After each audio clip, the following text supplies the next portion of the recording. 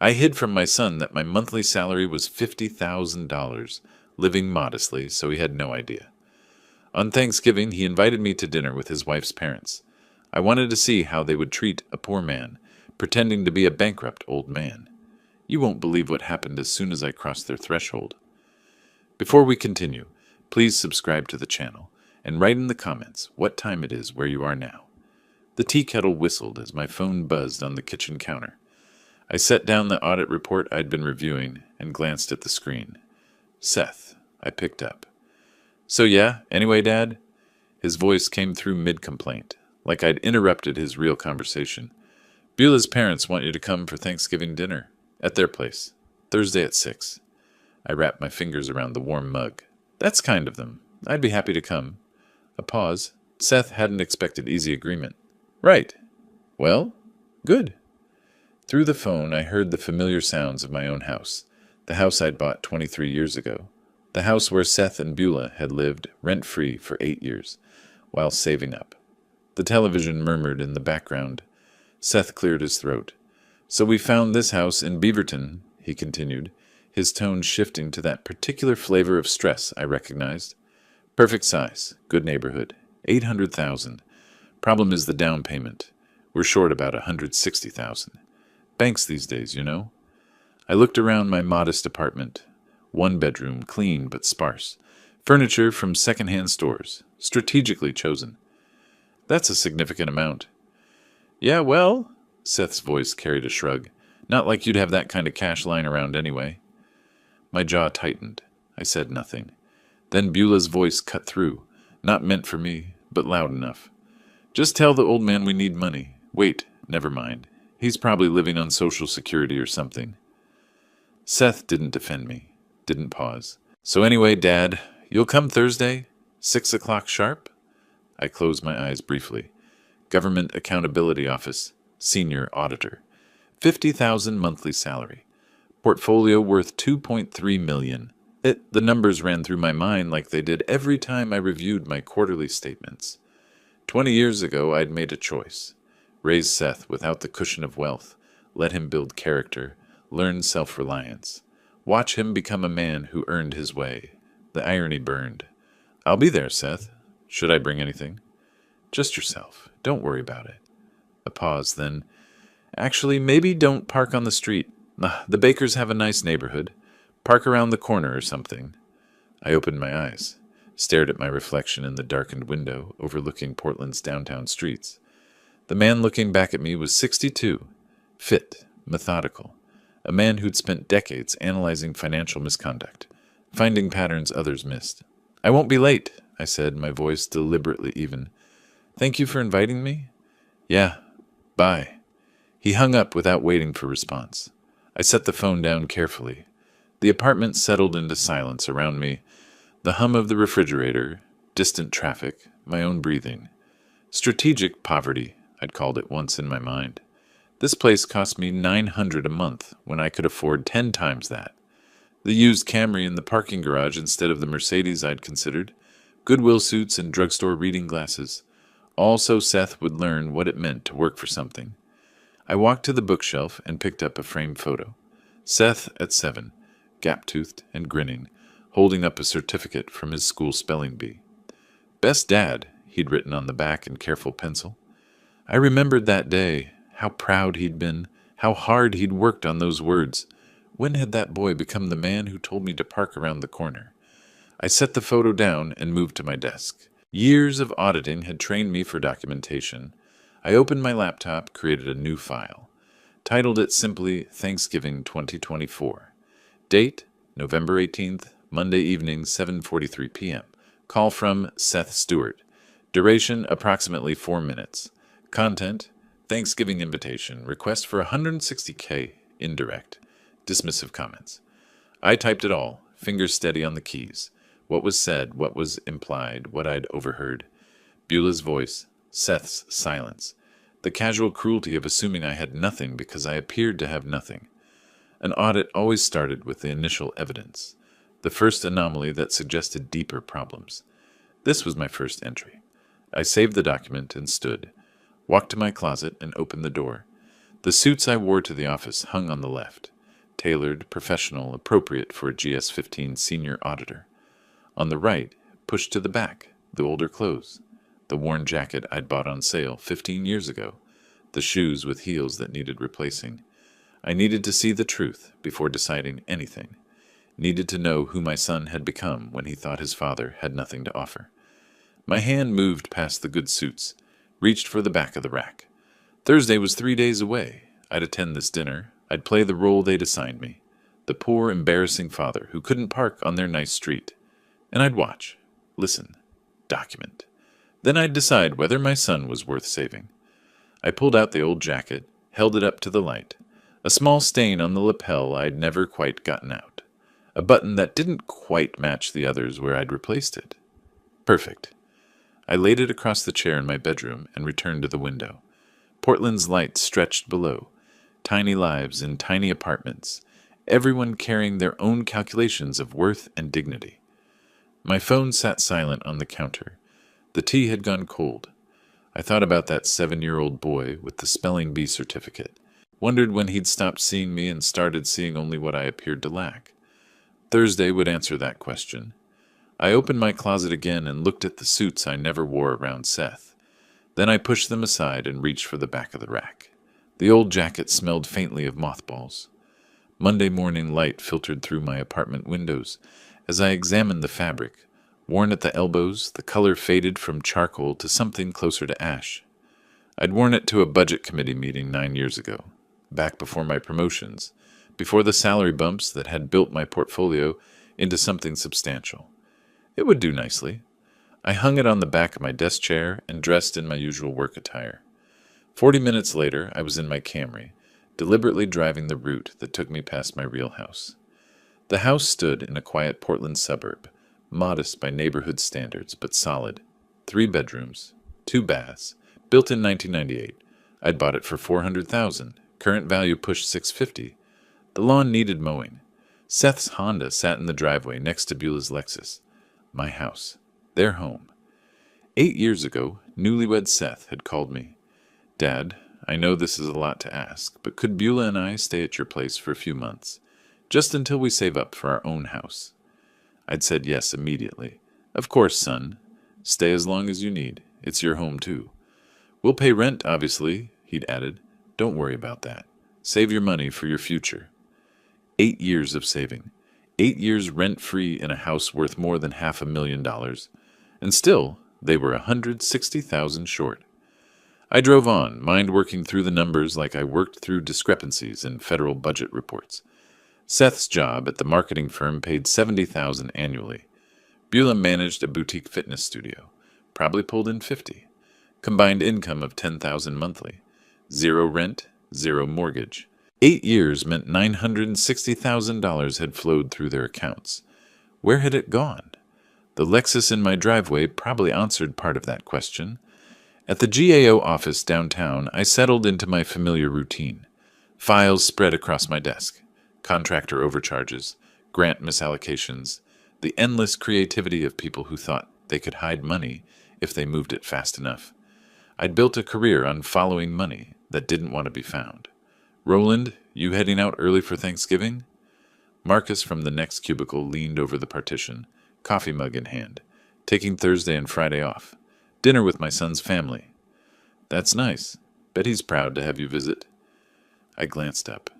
Marcus had met me 10 years ago when I joined this division, watched me rise through the ranks, seen the commendations, knew my reputation for thoroughness. He had no idea about the apartment, the Camry, the careful construction of poverty I maintained outside these walls. We'll see, I said, allowing myself a slight smile. That evening, back in my apartment, I pulled out an old leather wallet from my desk drawer. Inside, tucked behind expired insurance cards, I found what I was looking for.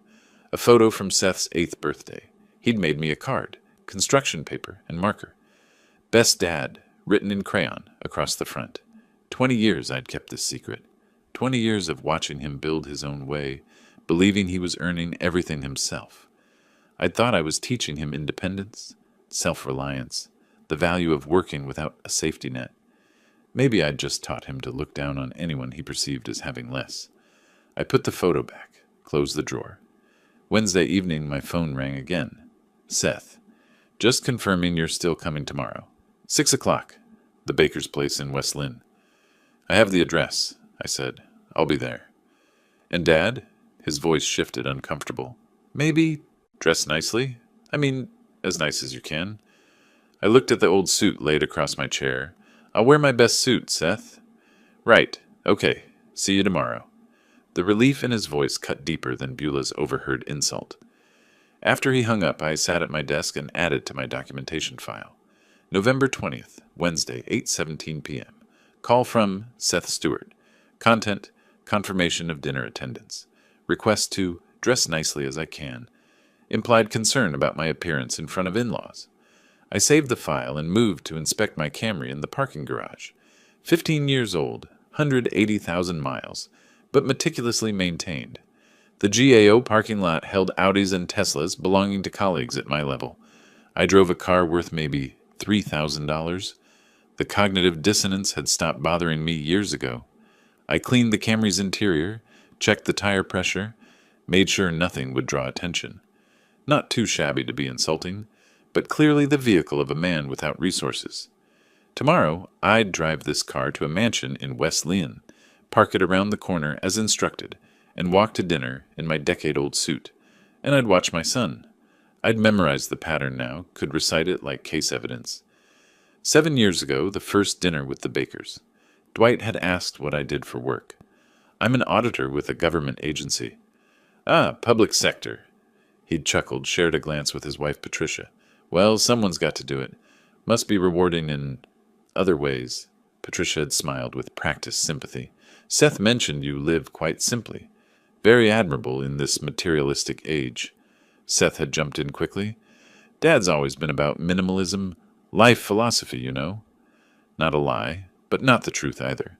A reframing that let them all maintain their comfortable narrative. Poor Roland, making the best of his limited circumstances. So admirable how he doesn't let it bother him.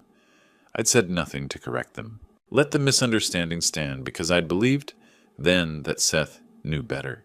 That my son understood the difference between choosing simplicity and having simplicity forced upon you. But the years had clarified things, the casual dismissals, the apologetic tone when he mentioned me to friends, the way he'd started spacing out his visits to my apartment, like he was embarrassed to be seen entering a building without a doorman. Tomorrow would be the final test. Thursday morning, I dressed with the same precision I brought to audit preparation. The old suit, carefully pressed. The scuffed shoes, buffed to hide the worst wear. I looked at myself in the mirror, a man who appeared to be doing his best with limited means. The performance was complete. I locked the apartment door behind me and walked to my car. The baker's house was 40 minutes away in West Lynn, one of Portland's wealthier suburbs. Dwight had made his money in commercial real estate. Patricia's family had old money, the kind that predated Oregon's statehood. They'd built a house that announced their status from the street. By 7 o'clock tonight, I'd know whether my son was worth saving. The Camry's engine turned over smoothly. I backed out of my assigned space, drove through downtown toward the highway. Traffic was light. Everyone rushing toward their own Thanksgiving tables, their own family gatherings. I wondered how many of them were Tess in disguise. The highway stretched before me, morning sun glinting off the hood of my ancient car. My phone sat silent in the cup holder. The suit felt scratchy against my neck. In my mind, I reviewed the framework I'd spent 40 years developing, the auditor's approach to uncovering truth. Establish the baseline, document the evidence, follow the pattern, draw conclusions only from facts, never assumptions. Tonight I'd gather the final data points. Then I'd know what kind of man my son had become. The neighborhoods transformed as I drove west. Modest apartments gave way to sprawling homes, then mansions with gates. West Lynn announced wealth from every corner, manicured lawns, luxury vehicles, streets named after trees that cost more to maintain than most people earned monthly. The Baker estate sat on a corner lot, imposing even by local standards. 2.5 million, I estimated from the footprint and location. Circular driveway, 3-car garage, European landscaping. A black Mercedes occupied the drive next to a pearl-white Lexus SUV. I parked my Camry on the street, 2 houses down, as Seth had suggested. In the rearview mirror, I straightened my worn tie. The store-bought pumpkin pie sat on the passenger seat, $7 at the supermarket. I picked it up and walked toward the house. A curtain moved in the front window. Someone watching. Seth appeared in the doorway before I reached it, his expression tight. "Dad, you made it." Traffic was light. I held up the pie. "I brought dessert." He glanced at the plastic container, then away. "That's, thoughtful. Come in." Dwight Baker filled the doorway behind Seth. 65, silver hair, expensive casual wear that probably cost more than my entire outfit. His smile was practiced, professional, the kind perfected over decades of sales. "Roland, come in, come in." His handshake was firm, territorial. "Still driving that old Toyota? They really do last forever, don't they? Japanese engineering. It serves its purpose." Patricia appeared beside her husband, blonde and polished, jewelry catching the light. "How practical. Seth says you've always been about practicality." Beulah stood behind them, her face rigid with something between embarrassment and contempt. "More like necessity, Mom." They ushered me into a living room that belonged in a magazine. Vaulted ceilings, contemporary furniture, artwork that looked original, everything positioned to impress. Dwight gestured to a leather chair in the corner, away from the main seating area. "Drink? I've got excellent scotch. Or maybe something simpler." "Water is fine? Water it is." He poured himself 3 fingers of amber liquid from a crystal decanter. "So, Roland, government work. You're at some agency downtown?" "The Government Accountability Office. I audit federal spending." Dwight laughed, a booming sound that demanded attention. "Ah, a bureaucrat. Well, someone has to do it, I suppose. The pay must be adequate?" "It meets my needs." Patricia settled onto the sofa, crossing her legs. "Such important work, I'm sure. Public service is so admirable when people don't have other options." I sipped my water, said nothing. Seth sat beside Beulah on the love seat, his posture rigid, avoiding my gaze. "Tell me," Dwight continued, swirling his scotch, "what happened? You must have had ambitions when you were younger. Plans for something more?" "I chose my path deliberately." "Interesting choice." His tone suggested otherwise. "I went the opposite direction. Started selling cars at 22, owned my first dealership at 30. Now I've got 3. $1 million revenue stream. Different philosophies, I suppose."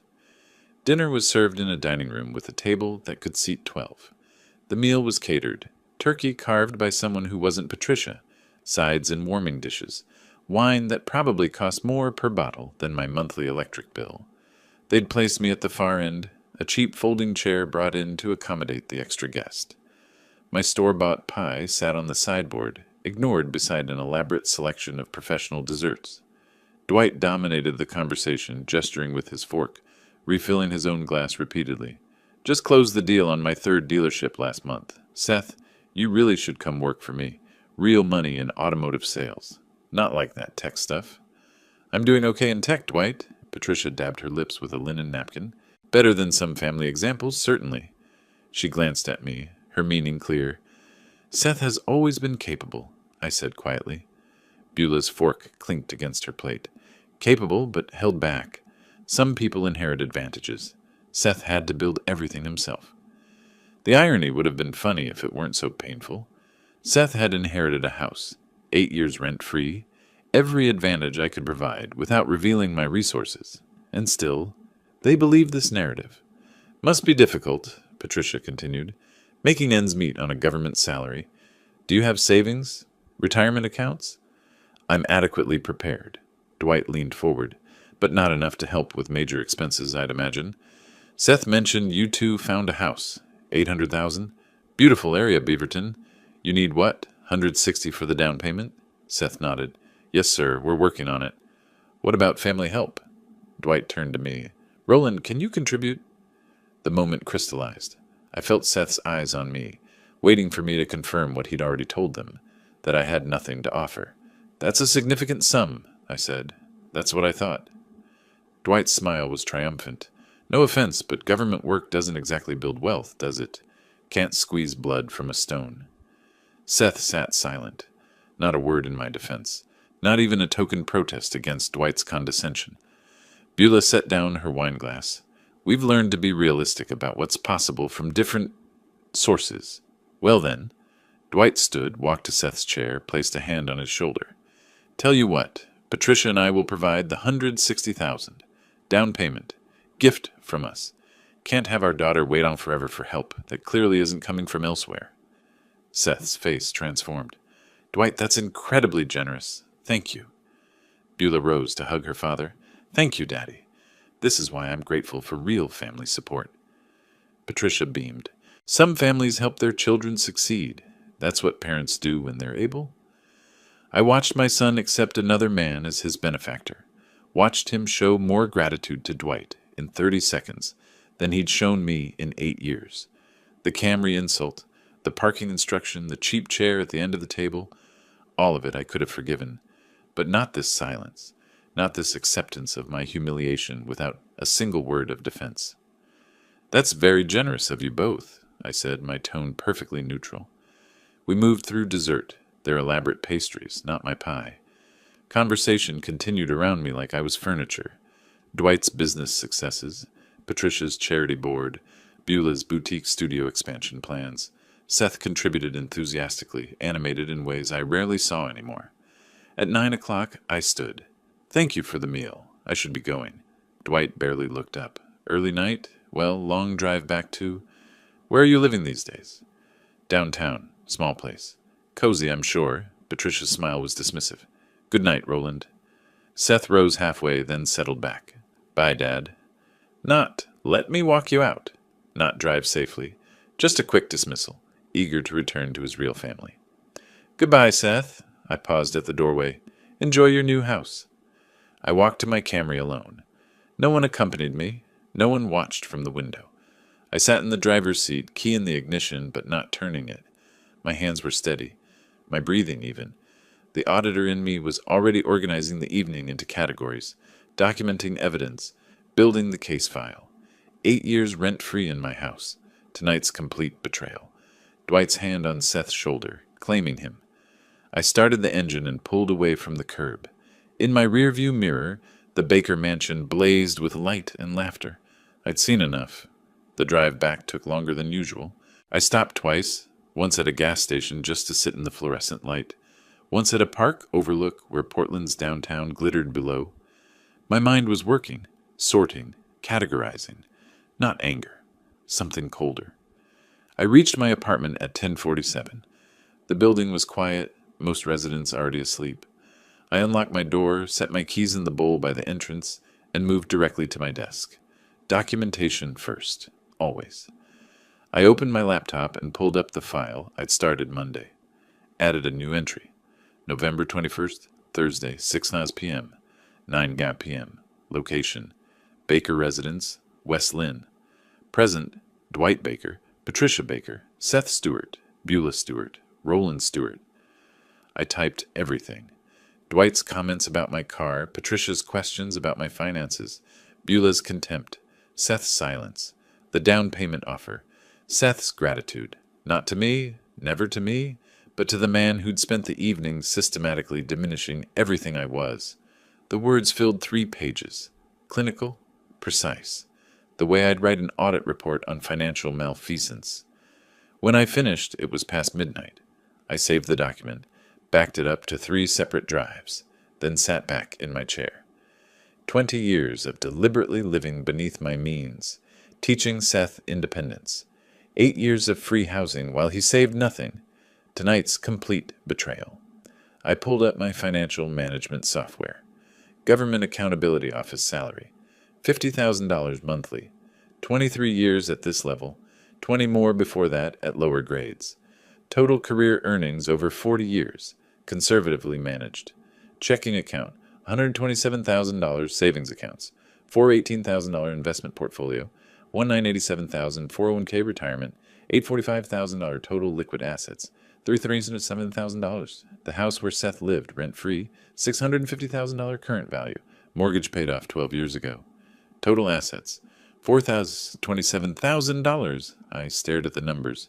$4 million my son thought didn't exist.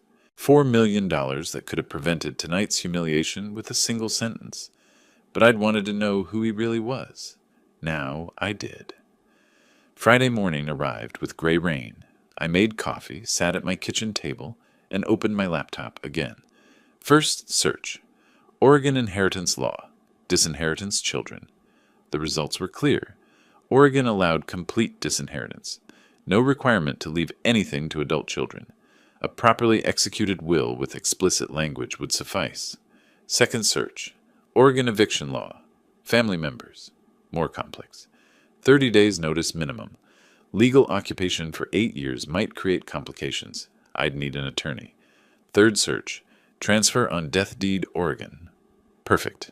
A TOD deed would transfer property ownership upon my death directly to named beneficiaries, bypassing probate. Could be revoked or changed anytime while I lived. Seth wouldn't inherit the house automatically. I could name anyone, any organization, any charity. He'd have nothing. I spent the afternoon organizing documents, property deed, tax records, financial statements. The 8 years of documentation showing Seth had lived rent-free, paying zero toward the mortgage, utilities, maintenance. His income tax returns I'd helped him file until 3 years ago, showing his substantial earnings. The rain intensified. I made lunch, barely tasted it, returned to my laptop. By evening I had the framework. Two-pronged approach, both legally sound. 1. New will, explicitly disinheriting Seth with clear language explaining why. Everything to charity, perhaps organizations supporting foster children or educational opportunities for underprivileged youth, kids who actually needed help, unlike my son who'd squandered 8 years of advantages. 2. Transfer on death deed for the house, also to charity, or perhaps sold with proceeds to charity.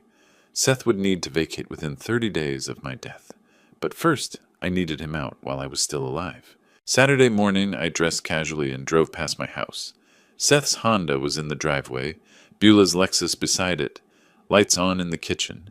They were home, probably discussing their new house, celebrating Dwight's generosity. My house, my equity, my gift turned into a weapon against me. I drove back to my apartment and made a phone call to a colleague who'd gone through a messy divorce. Marcus, it's Roland. I need an attorney recommendation. Real estate and inheritance law. Everything okay? Just planning ahead. Someone thorough. Vernon Price. He handled my property settlement. Doesn't mess around. Want his number? I wrote it down, thanked him, and opened my email. Vernon Price's website was professional. 40 years experience, estate planning, property law, complex family situations, office in downtown Portland, walking distance from my apartment. I drafted the email carefully. Subject: consultation request. Estate planning and property matter. Mr. Price, I am seeking legal counsel regarding estate planning and a property matter involving family occupation. I am a 64-year-old federal employee with substantial assets and real property. I need to execute a comprehensive will, establish a transfer on death deed, and address the current occupation of my primary residence by family members. I have documentation prepared and am ready to proceed quickly. Please advise your availability for an initial consultation. Regards, Roland Stewart. I read it twice, checked for typos, and hit send. The email departed with a quiet sound. I sat back in my chair, coffee cooling beside me on the desk. Outside my window, Portland moved through its Saturday routine. People shopping, eating, living their ordinary lives. I'd spent 40 years building financial security, 20 years hiding it to teach my son independence, 8 years providing free housing while he saved nothing and learned to despise me for appearing to have nothing. Last night, he'd sat silent while another man paid for his future. This morning, I'd started the process of removing every advantage I'd ever given him. My phone sat quiet on the desk. Seth hadn't called, hadn't texted, probably didn't even think about how I'd gotten home, whether I was hurt, whether I'd eaten anything beyond the dinner I'd barely touched. I opened my financial software again, looked at the numbers one more time. $4 million. 40 years of careful planning. None of it would ever reach Seth. I pulled up the file with my documentation. 3 parts now, chronological, detailed, damning. Printed it, 3 copies. Put them in separate folders. One for my records, one for the attorney, one for backup. By noon, I'd organized everything an attorney would need: property deed, 8 years of utility bills showing sole ownership, tax returns, the complete financial picture. The plan was simple, legally airtight, morally justified. Seth had made his choice. Now I'd make mine. I closed my laptop and looked around my small apartment, the space I chose, the life I built, the resources I controlled. Monday, I'd likely hear from Vernon Price. We'd schedule a consultation. By next week, I'd have documents drafted. Seth could have his new house, Dwight's generous gift, the life he'd chosen with his real family. He just wouldn't have mine. The weekend passed in careful preparation. I gathered bank statements, property deeds, retirement account summaries, organized them chronologically, cross-referenced by account type. When Vernon Price's assistant called Monday afternoon with an appointment slot for Wednesday morning, I was ready. Wednesday arrived cold and clear. Vernon Price's office occupied 2 floors of a glass-fronted building near Pioneer Courthouse Square. Professional but not ostentatious. Leather chairs, organized shelving, the quiet efficiency of a place focused on substance over appearance. Vernon met me in the conference room, mid-40s, graying at the temples, direct handshake. "Mr. Stewart, thank you for coming in. I understand that you need estate planning assistance." I set my leather portfolio on the table and opened it. "I need to disinherit my son, completely and permanently. Can Oregon law accomplish this?" "Yes, it can. Oregon doesn't require parents to leave anything to adult children." He sat across from me, pen ready. "Tell me the situation." I removed my documentation. First, the handwritten notes from Thanksgiving, then bank statements showing my accounts, property deed for the house, current will leaving everything to Seth, retirement summaries. I arranged them in organized stacks between us. My son showed me who he is when he thought I had nothing. Now that I'm certain of his character, he'll receive nothing. Vernon read through my documentation methodically. Occasionally he made notes, asked clarifying questions. When he reached my financial summary, his eyebrows lifted slightly. "You have substantial assets. The house alone is worth $650,000, paid off 12 years ago. My son has lived there rent-free for 8 years while accumulating 0 savings and learning to be embarrassed by me." "I see." Vernon set the deed aside. "And your liquid assets?" $1.2 million in savings and investments, $800,000 in retirement accounts. I slid another document across. This shows his income over those 8 years. Combined with his wife's earnings, they should have saved over $1 million. They have nothing. Vernon nodded slowly. "You want this airtight? No loopholes, no opportunities for reversal." He pulled out a legal pad and began outlining options. For the house, he explained 2 approaches: life estate or transfer on death deed. TOD was cleaner, faster, harder to challenge. Property would automatically transfer to my chosen beneficiary upon death, bypassing probate entirely. For liquid assets, a new will was straightforward. Name any beneficiary. Include explicit disinheritance language. "Who receives your estate?" Vernon asked. I'd considered this over the weekend. No family alternatives. I had no siblings. My parents long deceased. "I want the money to go to children who actually need it, kids from families without resources. The Portland Education Foundation provides scholarships to low-income students, reputable, established, perfect for estate gifts. That works. Children who have nothing will benefit from what my son took for granted." Vernon allowed himself a slight smile. "There's a certain poetry to that choice. There's justice to it." He outlined the timeline. Draft new will, 1 week. Prepare TOD deed, 1 week. Notarization required with Joyce Hartman, a reputable notary in the building.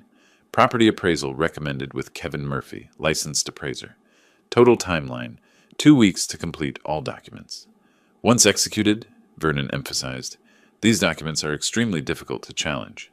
Your federal position proves competence, but I recommend additional documentation. Dates, conversations, reasons for disinheritance.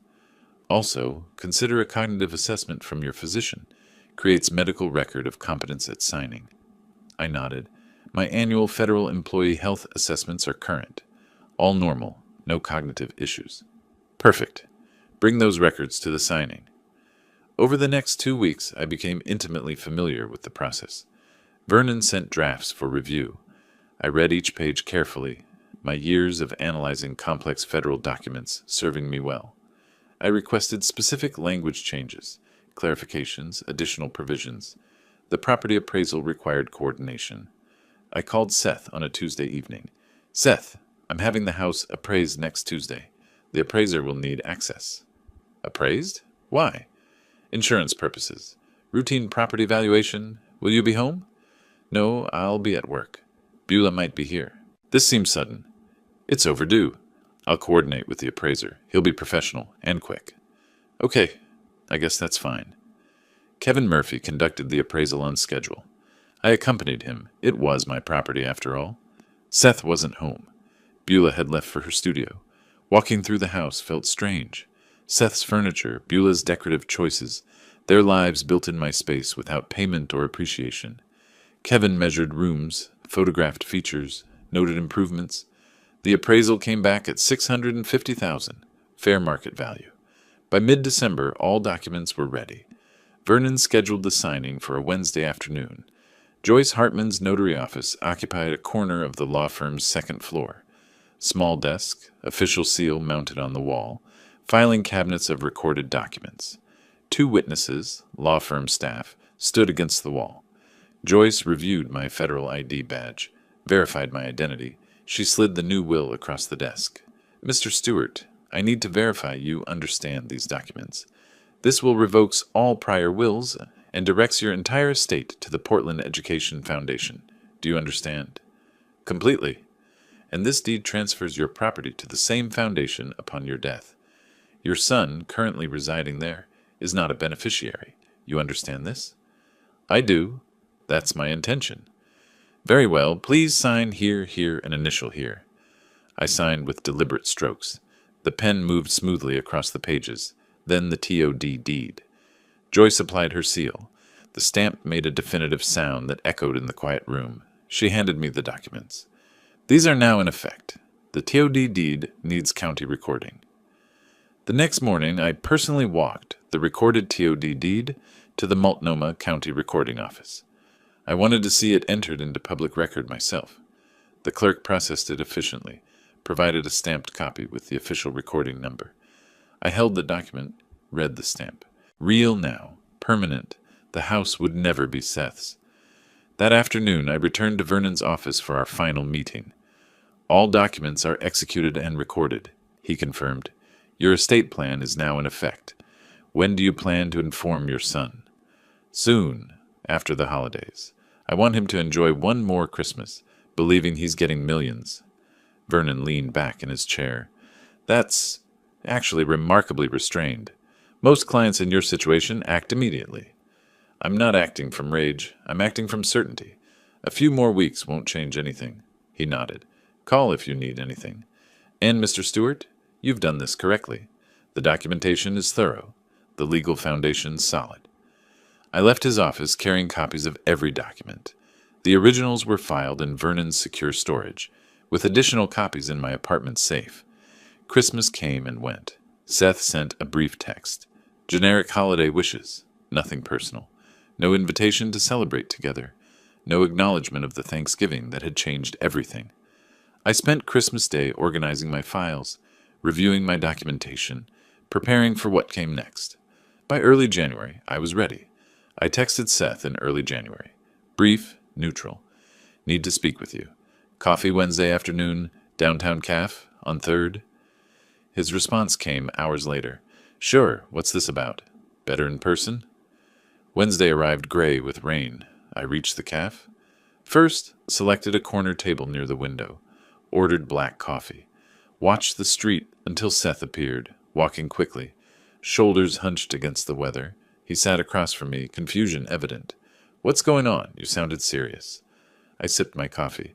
Let the moment settle. I want to tell you about something I did 20 years ago. A decision about how to raise you. Seth frowned. Okay.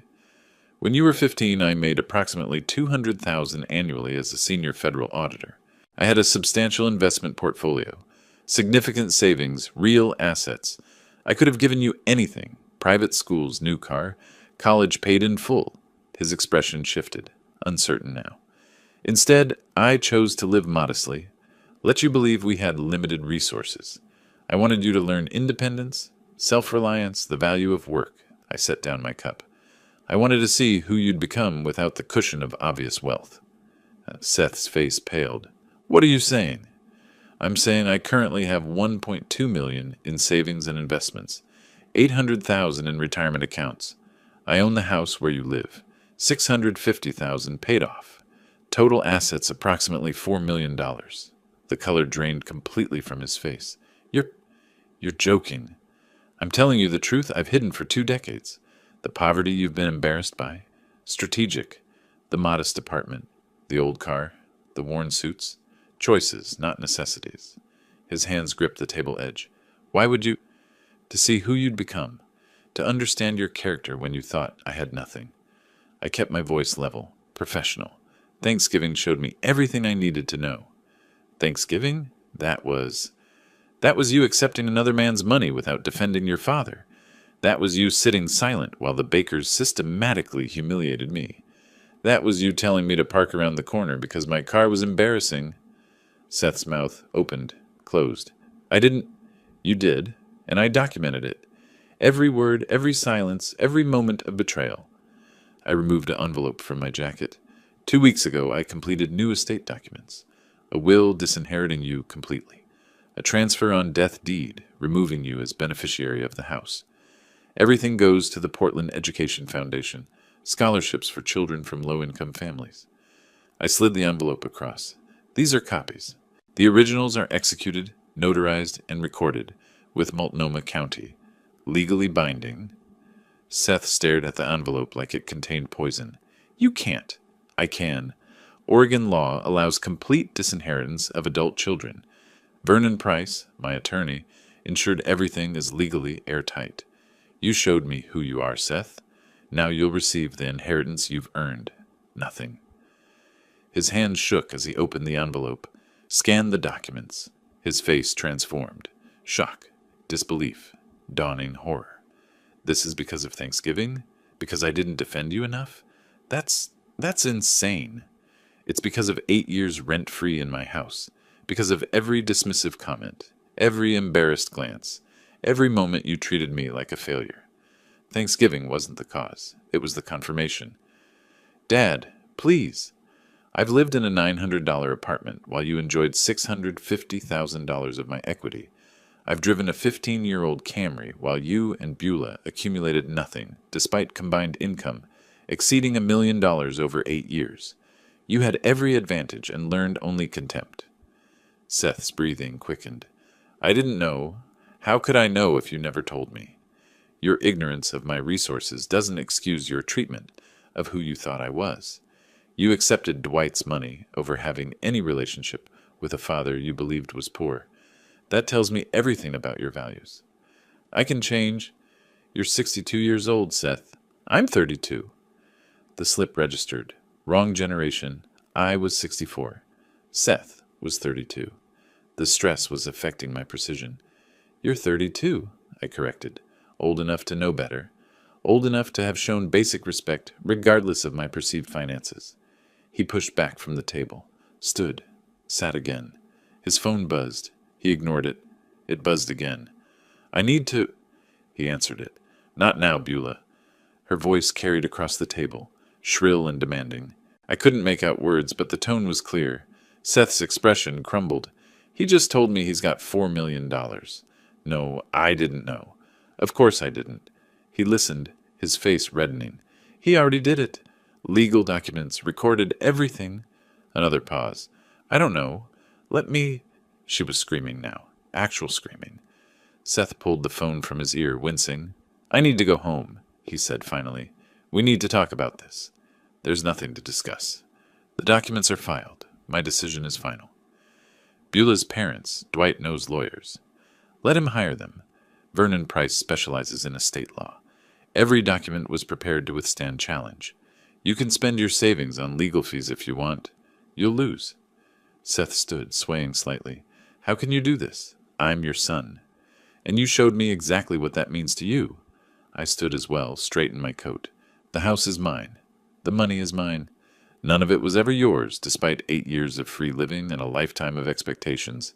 You made your choices. Now, live with them. I left the cafe. While he was still standing there, the documents scattered across the table, his phone pressed to his ear and Beulah's voice cutting through the space between us. In my car, I sat for a moment before starting the engine. Across the street, through the cafe window, I could see Seth collapse back into his chair, head in his hands. I started the Camry and pulled into traffic. The first blow had landed. Now I'd wait to see how they'd respond. 10 days passed after the cafe meeting. I returned to my routine. Work, home, the quiet rhythm of my life. Seth called twice. I didn't answer. Then the certified letter arrived, requiring my signature. I knew what it was before I opened it. The postal worker waited while I signed the electronic pad. I thanked her, closed the door, and sat at my kitchen table. The envelope was thick, formal, bearing the letterhead of Harrison & Cole, a prominent Portland law firm known for aggressive litigation. I used a letter opener rather than tearing the envelope. Inside, 12 pages of legal filing. Seth Stewart, plaintiff, versus Roland Stewart, defendant. Contest of last will and testament. Claims of diminished capacity, undue influence, emotional instability evidenced by sudden disinheritance of only child. I photographed each page with my phone, then called Vernon Price. "They've filed," I said when he answered. "Expected? Can you come in tomorrow morning?" The next day, Vernon spread the filing across his conference table.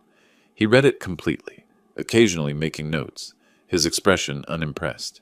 "This is a Hail Mary pass," he said finally. "They're hoping to intimidate you into settlement. Oregon law is clear. Competent adults can disinherit anyone for any reason. You have medical records, employment records, documented reasoning. This won't succeed, but it will take time and energy. Fight it completely." That's what I hoped you'd say. Let's bury them in documentation. Over the next week, I provided everything Vernon requested. Security clearance renewal from 6 months ago. Government background checks requiring psychological screening. Annual physical exam results. All normal, no cognitive decline. Performance reviews from the GAO. Consistently excellent ratings. Vernon compiled it into a fortress of evidence. "Harrison & Cole is expensive," Vernon noted. "Someone with resources is funding this." Dwight Baker, Seth's father-in-law. That explains the aggressive approach. They're used to buying outcomes. The letters started arriving the second week of February. Handwritten, Seth's familiar script on cream-colored stationery. The first one was 3 pages of rambling apology, youthful foolishness, misunderstandings, promises to be better. The second referenced specific memories, teaching him to ride a bike at age 7. That father wouldn't abandon his son now. I read each letter completely, filed them in a folder labeled Seth, February 2025. Didn't respond to any. I recognized manipulation when I saw it. Mid-February, my phone rang. Unknown number. Roland Stewart. "Roland, Dwight Baker. Let's talk man-to-man, businessman to businessman. What's your number?" I switched the phone to speaker, started recording. "My number? Everyone has a price. You want to leave money to charity? Fine. Name the amount you want for yourself, and we'll settle this. This isn't about money, Mr. Baker. It's about character. Seth failed a test he didn't know he was taking." Dwight's voice hardened. "Don't be naive. Everything's about money. You're just playing hard to get. 200,000? 3? You can't buy your way out of this. Goodbye." I hung up, saved the recording, emailed it to Vernon with a timestamp. The third call that week came from Beulah directly. First time she'd ever called me. "Roland, it's Beulah. I'm calling because I think we all need to take a step back. We're family. Family shouldn't fight like this. We became strangers at Thanksgiving. This call doesn't change that." Her voice shifted, sweeter, almost pleading. "I'm trying to apologize. Can we have dinner? Talk properly? Your apology is motivated by money, not remorse. The answer is no. You're being unreasonable. Seth is your only child. And he showed me exactly what that means to him. Goodbye, Beulah." I hung up. She called back immediately. I declined the call. She called 3 more times that evening. I blocked her number. Vernon filed our counter-motion in late February. The documentation was overwhelming. 40 years of federal employment, annual competency reviews, medical records, my written analysis of Seth's behavior from Thanksgiving onward, witness statements from colleagues about my professional capability. The estate planning process itself demonstrates competence, Vernon wrote in the filing. Mr. Stewart researched Oregon law, consulted legal professionals, made informed decisions over multiple weeks, executed documents properly. These are not the actions of someone with diminished capacity. The hearing was scheduled for late February. I dressed in my work suit, professional, appropriate for a senior federal auditor. Vernon met me outside the courtroom. Stay calm, answer questions directly, show them exactly who you are, he advised. The courtroom was smaller than I'd expected. Seth sat at the plaintiff's table with his attorney from Harrison and Cole, a woman in her 40s, expensive suit, practiced confidence. Beulah sat in the gallery behind them. Dwight wasn't present. The judge was a woman in her 60s, Judge Patricia Morrison, according to the nameplate. Seth's attorney presented first. Claimed Roland's sudden disinheritance indicated emotional disturbance. Argued no rational parent would cut off their only child without cause. Suggested I'd been influenced or coerced, though she couldn't identify by whom. Vernon countered with documentation. Passed my employment records to the judge. My security clearance renewal, requiring psychological screening, annual physicals, performance reviews, my handwritten notes from Thanksgiving, dated and detailed. Mr. Stewart is a senior federal auditor, Vernon stated. He passed a rigorous background check 6 months ago. He has documented his reasoning clearly. He planned this estate change methodically over months, consulting professionals, making informed decisions. This is textbook competence. Judge Morrison reviewed the materials, then looked at me.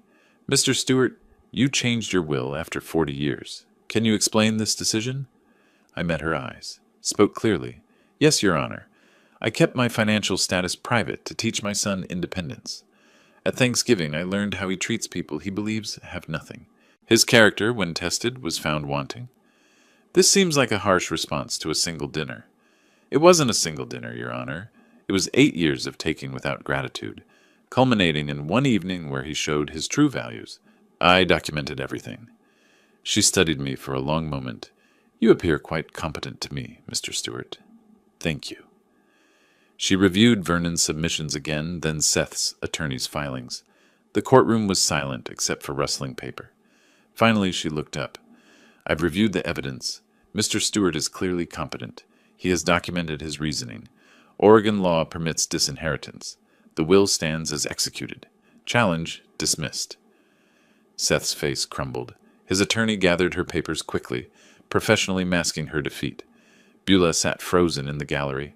Outside the courthouse, Seth called across the lobby. Dad, please, just talk to me. 5 minutes. That's all I'm asking. I paused for 1 second. Let him see me, hear him, acknowledge his presence. Then I continued walking. Vernon fell in beside me, creating a physical barrier. In my car, I sat for a moment before starting the engine. The legal challenge had failed. Dwight's money had bought them nothing but expensive legal fees and public documentation of Seth's failure. I drove back to my apartment. The victory felt appropriate, not celebratory. The system had confirmed what I knew. My decision was sound, my reasoning valid, my actions legal. But I knew they wouldn't stop completely. The will was secure now, court-tested and approved. That left one remaining asset, the house where Seth and Beulah lived, rent-free. I suspected that would be their next battlefield. I was ready. 3 weeks passed after the court victory. I returned to work, completed my quarterly audit reports, maintained my routine. Then on a Tuesday evening in late March, I called Vernon Price. I want to reclaim my house. Vernon was quiet for a moment. The property where Seth lives. The property I own, where Seth has lived without lease or payment for 8 years. Oregon law requires 60-day notice for no-cause termination of tenancy. You'll need to deliver written notice, document delivery, then file for eviction if he doesn't vacate voluntarily. Draft the notice. Vernon prepared the document that week. It was formal, legally precise. Notice to terminate tenancy. Effective. April 1st, Seth had 60 days to vacate the premises. No cause required under Oregon law. Property owner exercising rights. On April 1st, I drove to my house at 10 in the morning. Seth's Honda was gone. He'd be at work. Beulah's Lexus sat in the driveway. I knocked on my own front door. Beulah answered, confusion crossing her face. Roland? What are you? I'm delivering legal notice. I handed her the envelope. 60 days to vacate. You and Seth need to be out by June 1st. She stared at the envelope. Vacate? This is Seth's house. This is my house. I bought it 23 years ago. Paid it off 12 years ago. Seth has lived here rent-free by my permission, which I'm now withdrawing. Her face went white. You can't just kick us out. We have rights. You have 60 days. Read the notice. It explains everything. I turned to leave. You're making a mistake. Her voice rose. Dwight will fight this. I looked back. Dwight's money couldn't overturn the will. It won't stop a property owner from reclaiming his own house. June 1st. Be out. I walked to my car, photographed the house and my visit, noted the time and date. Documentation. Vernon filed the forcible entry and detainer action in mid-April, exactly as required when Seth and Beulah didn't respond to the notice. The court scheduled a hearing for mid-May. The hearing was procedural, quick. I presented the property deed showing sole ownership, showed documentation that Seth had never paid rent, had no lease, occupied by verbal permission only, presented the notice to vacate delivered April 1st. Seth's new attorney, different firm, less expensive than Harrison & Cole, argued that 8 years of occupancy created some form of tenancy right. Judge Reynolds rejected it immediately. No lease, no rent, no documentation of any rental agreement. This is permissive occupancy, which the owner can terminate. 60-day notice was proper. I'm ordering the tenants to vacate by June 1st or face forcible removal. Seth sat, rigid in his seat. Beulah wasn't present, probably couldn't face another courtroom defeat. Outside, Seth approached me in the parking lot. Where are we supposed to go? I unlocked my car door. That's not my concern. We can't afford first and last month's rent on a decent place, not with the down payment gone to Dwight's lawyers. You had 8 years of free housing to save money. You saved nothing. Those are your choices, Seth. Live with them. You're enjoying this? Watching us suffer? I met his eyes. I'm not enjoying it. I'm implementing it. There's a difference. I drove away. In my rearview mirror, Seth stood in the parking lot, defeated. The days crawled toward June 1st. I heard through indirect channels, a colleague knew someone who knew Beulah's sister, that they'd found a cramped 2-bedroom apartment in a less desirable neighborhood. Rent $2,200 monthly. No down payment assistance from Dwight anymore. Apparently he'd tired of funding their legal losses. June 1st arrived on a Sunday. I drove to the house at noon. A moving truck sat in the driveway, nearly empty. Seth and Beulah were carrying the last boxes out. I parked on the street and waited. Let them see me watching. Let them understand this was real, final, enforced. The moving truck departed at 2. Seth's Honda followed it. Beulah's Lexus left minutes later. I waited another hour, then approached the house. The front door was unlocked. Inside, the house was empty except for scuff marks on the floors, nail holes in the walls, the ghost impressions of furniture on the carpet. They'd taken everything, left nothing. I walked through each room, the bedroom where Seth had slept for 8 years, the kitchen where Beulah had cooked meals in my house without appreciation, the living room where they'd built their life on my generosity while learning to despise me. In the master bedroom, I found a note on the floor. Seth's handwriting. You won. Are you happy now? Seth? I picked it up, read it twice, then put it in my pocket. I wasn't happy. Happiness wasn't the goal. Justice was the goal. Consequences were the goal. Teaching that free housing and inherited wealth weren't rights, but privileges that could be withdrawn. I locked all the doors, checked all the windows. The house was secure, empty, mine again. My phone buzzed. Text from Vernon. Confirm they're out. Property is yours. Well done. I stood on the front porch, keys in hand. 8 years of free housing ended with a court order. Seth had called it cruel. I called it consequences. Somewhere in Portland, Seth and Beulah were unpacking in whatever apartment they could afford on short notice. Dwight's money had dried up after 2 legal defeats. They'd have to manage on their own earnings now, pay their own rent, build their own security without a wealthy father-in-law or a generous father they'd learned too late to appreciate. I got in my car and drove back to my apartment. The house was mine again. The inheritance was secured. The legal battles were over. Seth had nothing left to take, nothing left to contest, nothing left to expect. I'd spent 20 years teaching him independence, 8 years giving him advantages, 3 months showing him consequences. The education was complete. 3 weeks passed after the eviction hearing. The June 1st deadline approached. I maintained my routine, waiting to see if Seth and Beulah would leave voluntarily or require sheriff enforcement. Then on a Tuesday evening in late May, my apartment buzzer rang. I wasn't expecting anyone. "Yes? Dad, it's me." Seth's voice came through the intercom, subdued. "Can I come up? Please. Just 10 minutes." I considered refusing, pressed the button instead. "Why?" "Because I need to talk to you.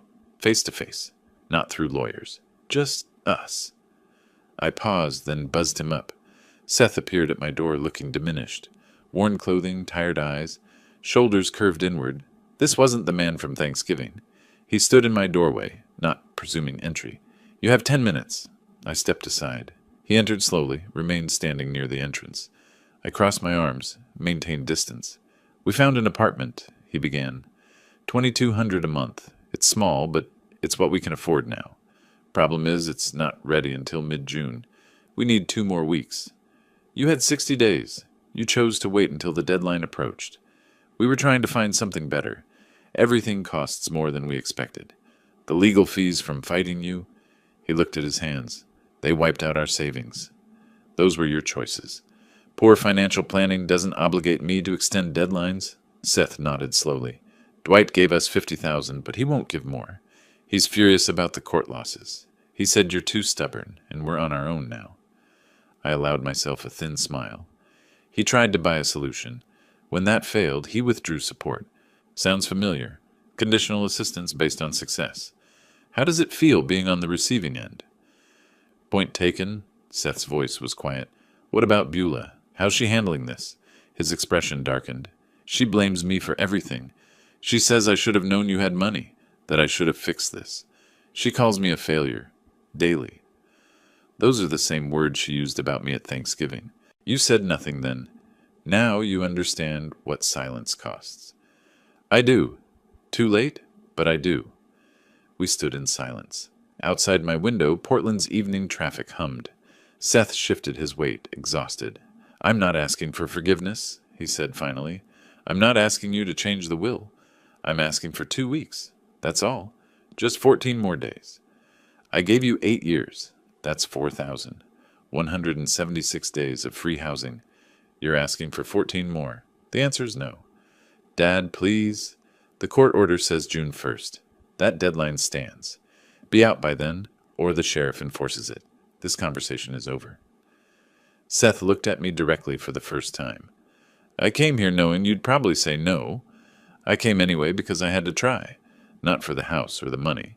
I understand those are gone. Just to see if there's anything left between us worth saving." "Thanksgiving," answered that question. He nodded, moved toward the door. His hand rested on the knob. "For what it's worth, I'm sorry. Not about losing the money. About disappointing you. If you'd shown this awareness at Thanksgiving, none of this would have happened. I know, but I didn't. And now I'm living with it. Yes, you are. Goodbye, Seth." He left without another word. I stood at the closed door, listening to his footsteps fade down the hallway. Then I walked to my window, watched him emerge onto the street below, get into his Honda. He sat there for a long moment before starting the engine. I closed the curtain. Over the next few days, I drove past the house, occasionally. Not stalking, verifying. I parked a block away, observed for 10 minutes, noted progress. Rental truck on Wednesday. Boxes loaded Thursday. Furniture carried out Friday. On May 30th, I watched from my car as Seth and Beulah made final trips. Beulah slammed the trunk repeatedly, her movements sharp with anger. Seth moved mechanically, carrying boxes without expression. They didn't see me watching. By evening, the truck was gone. May 31st, my phone buzzed. Text from Seth. "We're out. House is empty. Keys are on kitchen counter." I typed a single word. Acknowledged. No response came. None was needed. June 1st arrived on Sunday. I drove to the house at noon. let myself in with my original key. The keys Seth mentioned lay on the kitchen counter, 2 copies, tagged with a hardware store label.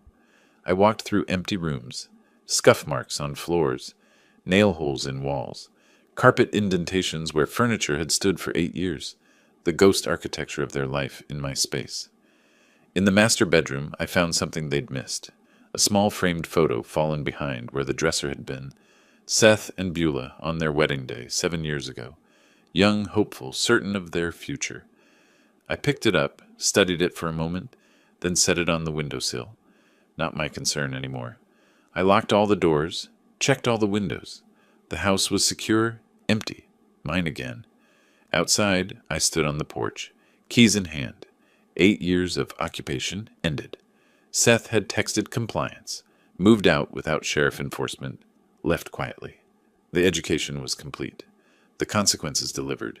The justice achieved. I got in my car and drove back to my apartment. Behind me, the house stood empty, waiting for whatever came next. Somewhere in Portland, Seth and Beulah unpacked in their cramped apartment, adjusted to paying rent, learned to live without advantages they'd taken for granted. That wasn't my concern either. I'd spent 20 years teaching Seth independence, 8 years giving him opportunities, 6 months showing him consequences. The lesson was over. Whether he learned from it was his choice now, not mine. I parked in my apartment garage, rode the elevator up, unlocked my door. Inside, everything was exactly as I'd left it. My space, my peace, my life undisturbed by people who'd learned to value wealth over character. I made dinner, ate at my small table, and felt something I hadn't felt since before Thanksgiving. Satisfied, not happy, not triumphant, just finished. The story had reached its natural conclusion. June passed into July. I returned to my full work routine at the GAO, completed the quarterly audits I'd been managing, prepared reports for congressional oversight. My colleagues noticed nothing different about me. I was the same senior auditor I'd been for decades. Methodical, thorough, reliable. The house stood empty through June while I consulted with a real estate agent. Market value had held steady at $650,000. I listed it in early July, and it sold within 3 weeks. Cash buyer, no complications. Closing costs netted me $640,000. I never visited the house again after June 1st. The agent handled everything: inspections, repairs, staging, showings. When the sale closed in late July, I signed documents in Vernon Price's office, accepted the check, and completed the transaction without seeing the property. The money transferred to my account. $640,000 that would never reach Seth. I decided weeks earlier where it would go. The Portland Education Foundation occupied a modest office building in the Pearl District. I scheduled a meeting with their director, Margaret Chen, for early August. "Mr. Stewart, thank you for coming in." She shook my hand warmly. "Your donation inquiry was intriguing." I'd outlined my intention in the initial email. Now I explained fully. I'm donating the proceeds from a property sale, $640,000. I want it used for college scholarships for students from low-income families. Full 4-year funding for as many students as the amount allows. Margaret's expression shifted from professional interest to genuine surprise. "That's remarkably generous. May I ask what inspired this?" "I believe in giving opportunities to young people who'll appreciate them. Students who understand the value of education because they've had to fight for it." She nodded slowly. "We could fund approximately 15 full scholarships with this amount, 4 years each, tuition, books, basic living expenses at Oregon public universities. 15 lives changed. That's sufficient." We worked through the details over the next hour. The foundation would manage the scholarship selection and distribution. My name would remain confidential. No publicity, no recognition. The scholarships would be awarded based purely on need and merit. "Would you like updates on the recipients?" Margaret asked. "Many donors enjoy seeing the impact." "No. I trust your judgment in selecting deserving students. Beyond that, I don't need to know." She studied me curiously. "This is unusual. Most major donors want involvement or acknowledgement." "I'm not most donors. The money has a purpose now. That's acknowledgement enough." I signed the donation paperwork, transferred the funds, and left with a simple receipt. $640,000, redirected from a son who'd wasted advantages to 15 students who'd earned them. The letter arrived 3 weeks later. Formal acknowledgement from the foundation. 15 scholarships funded. Names withheld per my request, but brief descriptions included: first-generation college students, foster care survivors, children of single parents working multiple jobs, young people who understood struggle and valued opportunity. I read the letter once, filed it in my desk drawer, and didn't look at it again. September brought routine. Work, home, the quiet rhythm I preferred. I heard nothing from Seth. No calls, no texts, no letters. The silence was mutual and appropriate. Through indirect channels, I learned fragments. A colleague's friend knew Beulah's sister. Seth and Beulah were in their small apartment, marriage strained but intact. Seth still worked his tech job. Beulah still managed her fitness studio. They paid their rent, managed their bills, lived without safety nets or wealthy benefactors. They were learning what independence actually meant. I felt no satisfaction hearing this, no triumph, just confirmation that consequences were real and being faced. One afternoon in late September, I sat at my desk reviewing audit reports when Marcus stopped by my cubicle. "Roland, you seem different lately. More settled, maybe." I looked up from my computer. "Do I?" "Yeah, can't put my finger on it. But whatever was bothering you last year seems resolved. Some situations required attention. They've been addressed." He nodded, understanding I wouldn't elaborate. "Good for you, man. Life's too short to carry burdens we don't need." After he left, I considered his observation. Was I different? Perhaps. I'd removed toxic relationships, enforced boundaries, ensured my resources would serve worthy purposes. The weight of disappointed expectations was gone. I returned to my audit report. Numbers aligned, expenditures tracked, federal funds properly accounted for. The work I'd done for 40 years, the work that gave my life structure and meaning. That evening I made dinner in my small kitchen, ate at my small table, watched the news briefly, then read financial journals until bedtime. The same routine I'd maintained for decades, but cleaner now. No calls from Seth asking for favors. No performance of poverty to teach lessons. No waiting for character development that never came. Just my life, lived on my terms, by my values. The story people would tell, if anyone told it, would be simple. An auditor, 64 years old, had made decisions about his estate. Those decisions were executed legally, upheld by courts, and resulted in charitable contributions benefiting deserving youth. Clean, professional, principled. The story Seth would tell, if he told it, would be different. But that narrative wasn't mine to control or concern myself with. I'd given him 20 years of hidden advantages, 8 years of free housing, multiple chances to demonstrate character. He'd shown me who he was. I'd responded accordingly. The scales were balanced, the accounts settled, the audit complete. October arrived with early rain. I walked to work when weather permitted, drove when it didn't, maintained my routine. The house was someone else's home now. My will was filed with Vernon Price, legally sound, court-tested. 15 students would begin college next fall with full funding. Everything I'd intended to accomplish was done. I closed my laptop one evening, having finished the day's work from home. Outside my window, Portland's lights sparkled in the damp darkness. Somewhere in this city, my son struggled with consequences he'd earned. Somewhere else, 15 young people prepared for opportunities they'd been given. I felt no need to know more than that. Tomorrow would bring more audits, more reports, more routine. That was exactly what I wanted. The story was over. The justice was done. The rest was simply living.